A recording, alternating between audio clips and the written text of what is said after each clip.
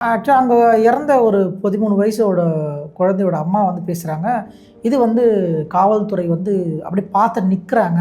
அவங்க வந்து எதுவுமே பண்ணல. எங்களுக்கு பாதுகாப்பு குடுக்கல. அது மாரி சொல்றாங்க. அதே மாரி முதலமைச்சர் மேலயும் வந்து அவங்க வந்து பதில் சொல்லணுன்ற மாரி இல்ல சொல்லியிருக்காங்க. அங்க இருக்கக்கூடிய பொதுமக்கள் வந்து அவங்களுடைய அந்த ஆவேசத்துல, அவங்களுடைய அந்த இழப்புல வந்துட்டு அவங்க என்ன வேணா வார்த்தைகள் அந்த இடத்துல பேசலாம்னா, நம்ம அத கூட நம்ம எடுத்துக்க வேணாம். நம்ம பொதுவா இங்கிருந்து பார்க்கும்போதே நம்மளால புரிஞ்சுக்க முடியிற விஷயம் என்னன்னா, விஜய் அவர்களுடைய கட்சியை சேர்ந்தவர்கள் நாங்க 10 நாளா போராடி தான் எங்களால ஒரு இடத்த வாங்க முடியுது அப்படின்னு சொல்றாங்க. அந்த இடமாவது இந்த கூட்டத்துக்கு சரியான இடமாங்கிறத நம்ம பார்க்கணும். இப்போ ஒவ்வொரு ஊர்லயும் அந்த கூட்டம் கூடிக்கிட்டே வருது. அப்ப இவ்வளவு பெரிய கூட்டம் கூடும் இடத்துக்கு எந்த அளவுக்கு பாதுகாப்பை நீங்க கொடுக்கணும். சரி, ஓகே, எங்களால இந்த மெயின் ரோட்டை கொடுக்க முடியாது, அந்த மெயின் ரோட்டை கொடுக்க முடியாது.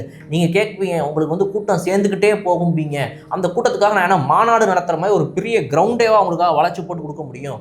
என்னால இந்த சாலையை தான் கொடுக்க முடியும் அப்படின்னு ஒரு அரசாங்கம் சொல்வது சரி, ஒப்புக்கொள்ள வேண்டிய ஒரு விஷயம்.